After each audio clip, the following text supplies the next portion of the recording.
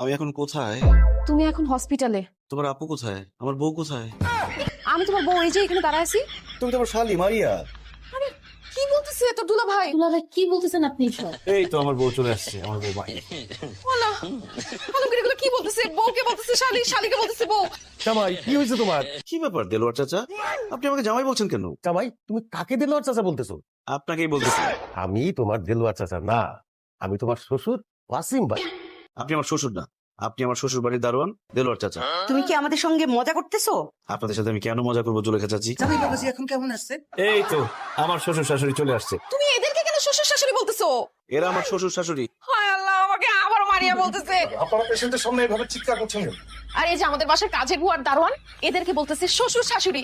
Doctor সাহেব, কেন সে এগুলো বলতেছে? অ্যাক্সিডেন্ট করে ওনার মাথা আঘাত পেয়ে স্মৃতিশক্তি অর্ধেক চলে গেছে।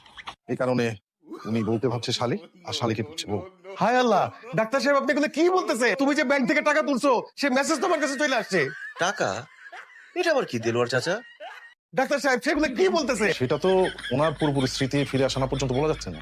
আপনারা যদি ওনার পুরোপুরি স্মৃতিশক্তি নিয়ে আসতে চান তাহলে আপনাকে যেহেতু বউ ভাবছে আপনি বউ হয়ে যান। আর আপনারা যারা শ্বশুর শাশুড়ি আপনারা আজকে থেকে দারোয়ানার কাজের বুয়া হয়ে যান। তা না হলে ওনার স্মৃতিশক্তি পুরোপুরি চলে যাবে।